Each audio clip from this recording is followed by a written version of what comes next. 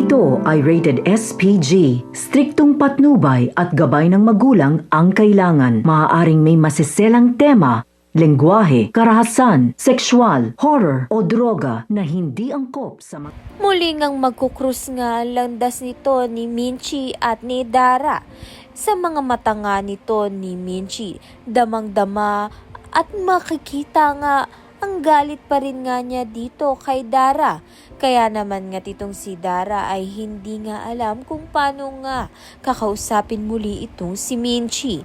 Samantalang kinikilangan nga ni Dara itong ang si Minchi upang sa comeback concert niya.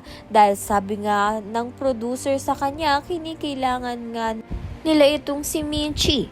Sa kabilang banda naman nga sa bootcamp nga kung saan magkasama nga itong si Jenny at Megan sa isang kwarto.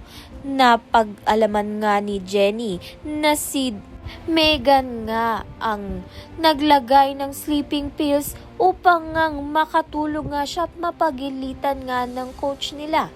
Kinompronta nga ni Jenny itong si Megan, subalit todo tanggi naman nga itong si Megan.